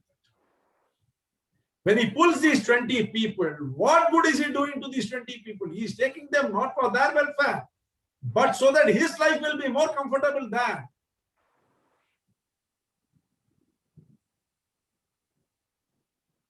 Does that answer your question, my dear friend? When you say that He's pulling the people. What do you exactly mean? I can't understand. When you're saying he's pulling people. So what are you, Mr. Farooq? I'm a retired ex-HR person. You are a retired HR person. Which company did you work for as an HR head? Larsen and Toubro. Larsen and Toubro. That's right. Have you not seen senior managers leave Larsen and Toubro and take a team of their employees along with them? Poaching. Poaching is the word. Poaching is when they go and take from other companies. When you take from your own company, supposing I am leaving as a CEO, I leave ABC company, go to another company as a CEO, member of the board, and I take 6 vice presidents away from here. What is it?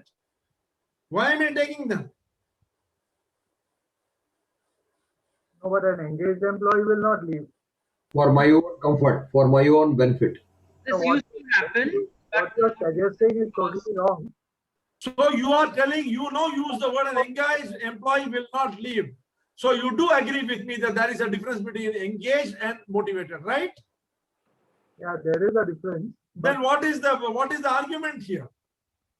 The argument is whether motivation is only self-motivation. Motivation is always self-motivation. Unless the self is so strong, there can be no motivation. That does not mean that the self has to be weak to be engaged. No. The conditions, the environment can motivate you. It's okay, Mr. Farooq. Let us not continue this discussion because it is not going to reach anywhere. No, I'm not arguing for the sake No, of... it's okay. Perfectly all right. I am comfortable with your thought. I'm just speaking. I am comfortable with your thought, Mr. Farooq. You have got your set of experiences to support your decision and your thinking. I have my set of experiences to support my thinking. Let us be comfortable with that. It's perfectly all right. Anyone who wants to accept that motivation is always directed towards the self and engagement towards the organization, and that a motivated person can definitely become an engaged person is also a fact. In fact, my program on employee engagement is all about how to transition and help an employee transition from being a motivated person to an engaged person. You must have heard of the company called GP Strategies, which has got a division called Blessing White. Being an HR, I'm sure you are aware of this, right, Mr. Farooq? Yeah, I've heard of it.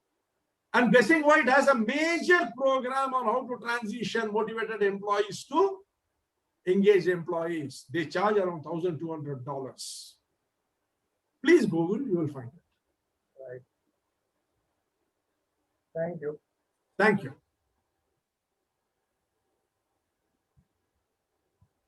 Yes, any other questions?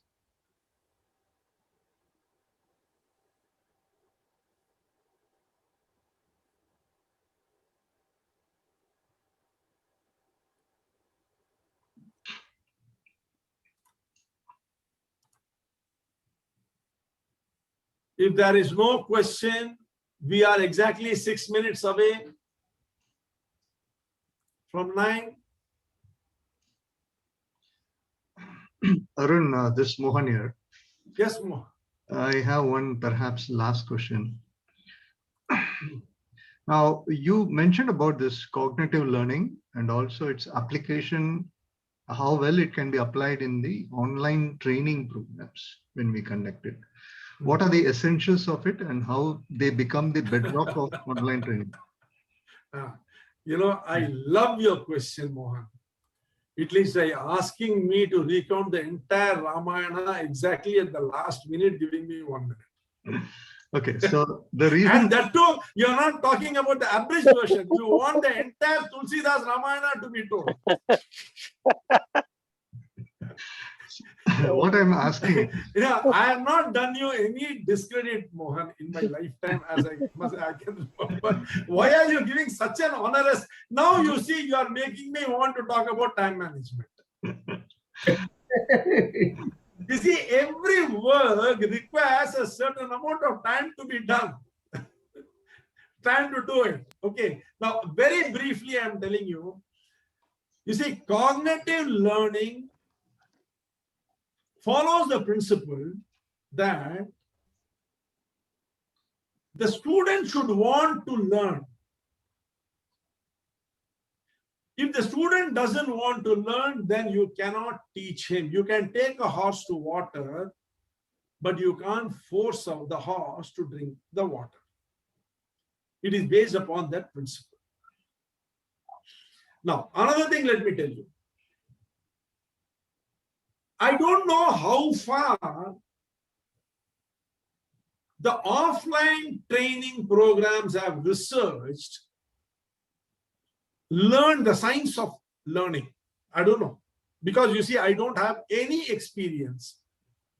I have conducted around 70, 80 programs offline, but all those were at the highest level of the corporates when I was a CEO for 26 years. And it was in area in which was my domain expertise, where I was mainly a facilitator along with various senior faculty members of various prestigious universities of this country. And that the learning used to be very different. It used to be facilitation. We were not training people. We had discussion on conflict resolution. We had discussions on negotiation. It was all sort of a workshop. So I have never conducted any training offline the way it is understood.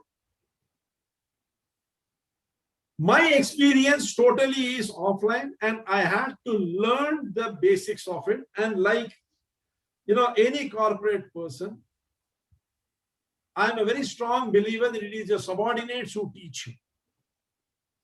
As a CEO, the biggest challenge I used to face was deciding which paper to put my signature on and endorse it. Because the world of corporate is a very dangerous world. It's a corporate jungle, as they say. And you have to be very, very astute and alert if you have to survive that. So you see, you have to constantly keep learning. Whenever a paper used to come in front of me, I always used to say, okay, leave it here. I will discuss with you tomorrow or day after. Take it, go, learn about it, understand it, then decide what is to be done. So similarly, when the COVID pandemic started, and my chairman, at that time, I was a CEO in a company, my chairman wanted me to create a business mitigation protocol for the senior managers of the companies, the group companies. I had to sit down and work at how I'm going to do it, how I can ensure that they will understand and accept it. And that is where my journey of understanding online began, and I found that the online is a very tricky area. People don't listen to you. They mute the video. You call the name, you keep calling, they don't come, and then suddenly they come and tell, there was a problem with the bandwidth, that's why I could not see. Will you please repeat? That means what? He was not there at all. This is a very common happening. So that made me start thinking, what could be the methodology by which we can ensure that people stay glued to you? That is how I stumbled onto the various essentials of online training, where conceptualization is a major aspect. How do you conceptualize a subject? If you go to Facebook or other areas, LinkedIn, you will find people selling training program modules of 50 rupees and 60 rupees. They say all these modules you will get, say, they give you 200 modules and they say this 200 modules, I will give it to you for 1,000 rupees, 1,500 rupees. That means what? Are you going to buy that module on time management, soft skill, A, B, C, D, E, F, G, H up to Z for 1,500 rupees and go and conduct class and create awareness and knowledge among the people? That is how pathetic offline is. And the same people are going to migrate to online. What will happen? Today you imagine A person puts a program on parenting for 49 rupees and then cancels it because he does not get people. You mean to tell me this world doesn't have people who are afford 49 rupees? It is not that they can't afford 49. It is that they don't see value in it. So how do you create value? That is where conceptualization comes. So you create a good concept. Then how do you structure it? You have to go and deliver it for 3 hours, 4 hours, 10 days, 15 days. The bigger the topic, the more important the topic, the bigger it will be. How are you going to drive the entire program? You have to structure it in such a way that the interest is kept alive. You should know how to slice the program. You should know how to compact those slices. You should know how to create the, the various effects, how to create the baiting, how should you bait the interest of the person so that he comes towards the subject matter, gets retained there. How do you create the primacy and recency effect so that the messages can be driven, the interest can be maintained? Because if the person is not interested in learning, if he's not interested in listening to what you're telling, why would he sit behind the video monitor? There are 1,000 and more important things for him to do other than to sit there and listen to you blabber. How do you transition from one segment to the other? Have we not been punished by trainers who are so jumpy and choppy with their subject? From one to the other, they keep jumping without any link. After 15 minutes, you don't know where they were. Please understand one thing. We are in an era of goldfish concentration. That means a goldfish can't concentrate on a particular subject for more than 9 seconds. Studies have shown that the human attention span has reduced to 9 seconds. My dear friend, not minutes, seconds. If you cannot hold that attention for 9 seconds, you're lost. And imagine, all this is happening at a time when over 7 billion people the world over are called upon to upskill themselves. Societies are collapsing. Social structures are collapsing. Corporates are collapsing. Education system is collapsing. The way people are learning is changing. It is trainers who are going to drive the next coming era. I'm telling you, they are going to be the bridge between the past and the future. They will have to learn how to drive a training session, holding the attention of the people for hours on it. Hours, not minutes, not seconds. And give value.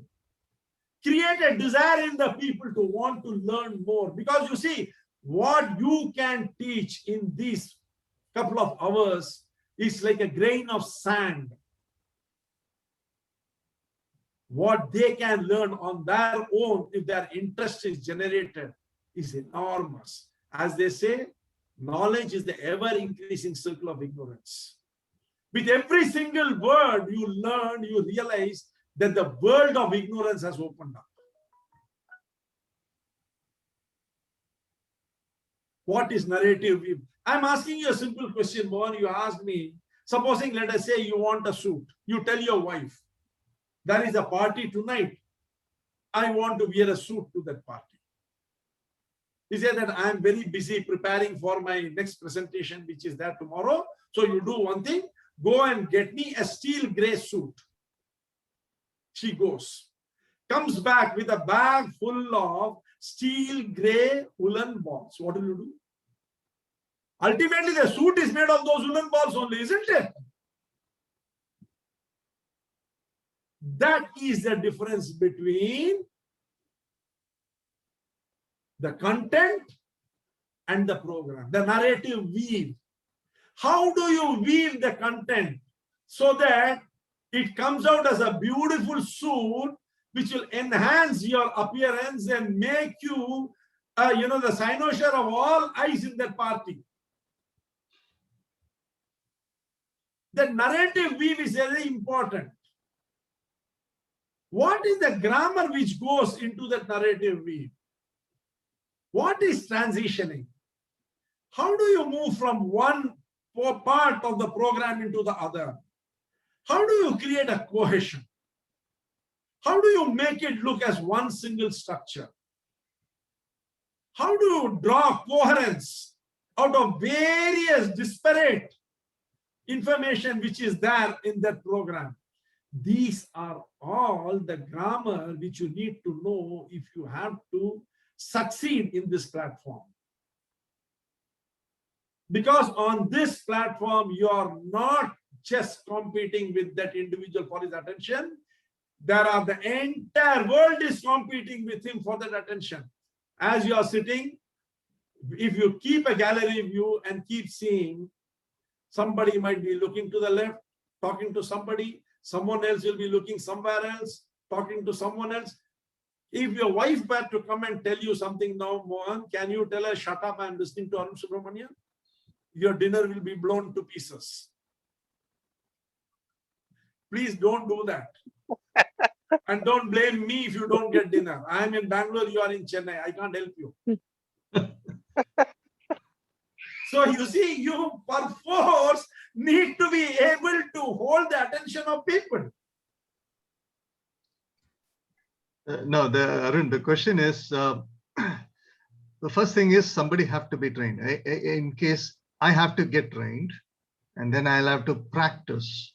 The point here is, before we get into the practice mode, we need to get trained. My point is, where do we get trained? You see, I'm sorry, Mohan. I cannot answer this question where you have to get trained. Because in our religion, they say, when the disciple is ready, the guru will appear. Are you ready? That is the question. The question is not whether the guru is there. The question is not whether there are trainers who can train you. The question is, are you ready, my dear friend? You see, I'll tell you, the relationship of Vivekananda and Ramakrishna Paramahamsa was an extraordinarily different one. Vivekananda was a rebel. He used to challenge Ramakrishna Paramahamsa at every step. One day he caught Ramakrishna Paramahamsa and asked him, you keep telling you talk to mother. Come on, show me. I want to talk to mother. Can I talk to her? He said, why not? I talk to her every day, the way I am talking to you now. You can also talk. He said, okay, show me. I want to talk. Come, let's go. He said, no. Come tomorrow morning at sunrise. We will take a bath. Then I will take you. You talk to her as much as you want. He said, okay, come. Next day morning, early morning at 4 o'clock at Dakshineshwar. He was there. Vivekananda and Ramakrishna entered into the Hooghly River. When they were up to neck deep in water, suddenly Ramakrishna put his hand on Vivekananda's head and dug him into the water and held him there. After about some time, he released him. Vivekananda came out gasping for breath. Before he could even take the full breath, he dug him again. This he did for 3-4 times. And then he left him. Vivekananda came out and said, what is this? What are you doing? He said, tell me, what was it you were thinking when you were underwater? He said, I was thinking how to get away from this mad man so that I don't die and I will live and I can breathe. He said, my dear friend, that day, at that moment, this thought is replaced by, I want to talk to mother. You are ready, then I will take you. Mohan, are you ready to learn? That is the question. Not whether the guru is there or not, whether the training institute is there or not. The problem is people think that they are entitled to learn when they don't want to learn.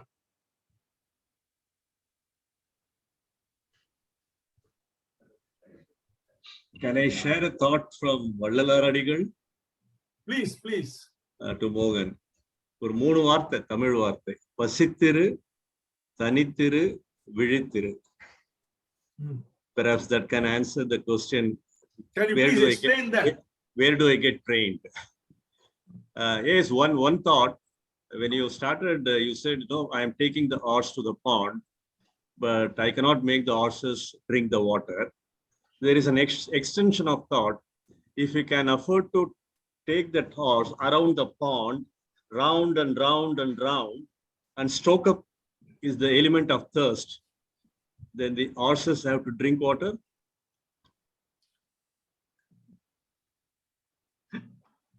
True. All right. Thank you. So now I have to take everyone round and round and round the pond so that thirst will arise. Thirst and hunger. Too many Mr. ponds. Pattabhiraman, you have already, Pattabhiraman, Mr. Arun, you are already doing that. You have already doing that. You are already doing that. I am going to be 65 next month. And we Please don't make me labor so much. Arunji, they want you to play Ringa Ringa Roses. Ask them to come to me. I will teach them. Yeah, anyway, yeah, Tasneem is very good at it. She is already running Hua even in Ingenue beautifully. I think she can do the same thing to all of us also. we create pond also and fill it with water also. Yes, yes. Not a dry pond. Okay, friends, it was great evening. Thank you. Very nice session, Thank sir. you, sir. Very Thank nice you. session. It was our good luck and pleasure. Thank you, sir. Thank you, Thank sir. you so much, and a very good night. Namaskar. Good night. Good night to all Thank of you. Thank you for coming. Have a lovely evening. Bye-bye. Bye-bye. Very good. Good night, good evening, and Arunji, all the gods come and bless you and keep you healthy, wealthy, and wise for very, Yeah, the third very, one I very really long. require. The third one I really require because that is where I find there is a deficit. The wise part. Really? Deficit. Arunji. No, Arun. Deficit is in the first one. What nonsense. कुछ भी Seriously, sir. वो रोमिता जी कहते हैं ना बेवकूफ कुछ भी बोल जाता है सब कुछ भी सर आप भी ना मतलब अरुण जी अगर आप जैसे बेवकूफ और 2-4 हो गए ना तो दुनिया सुधर जाएंगी काश आप जैसे और 2-4 आजू बाजू में गिर जाते और आप जैसी क्यूट तस्नीम जी आप जैसी क्यूट आ जाए तो मजा आ जाए लाइफ में I just reminded Romita to attend the program. Romita, you're just given a lyric. आप जैसे कोई something you're saying, right? आप जैसा कोई मेरी जिंदगी में आए तो बात बन जाए. Okay. Thank you. Good night, folks. Very nice talking to you all. All the best. All the best for all the contestants for the coming weeks contest. Sir, this is M. Chidambaram. Thank you, Arun, sir. Thank you so much, Arun. Thank Thank you, sir. Bye, friends. I'm closing the session. Bye. Thank you, Chit sir. Because of you, I could. Why should Mr. Anil Goswami alone have a hat? See you all. Have a good Sunday. Bye. No. Mr. Anil, no. I'm not asking. I'm wearing a virtual one. Okay. You're wearing the honorable one, for the degree and Yesterday, for the postgraduate and when the session was going on yesterday, I heard one of the participants saying bottoms up. But I was not present at the fag end of the session, so I carried that memory to this day as well. Okay. I think it's Mohan. I think Mohan seems restless. I will take leave of you all. Thank you. Bye-bye. See you. Bye. Have a nice Vijay, day. Vijay, Bye. sir. Bye.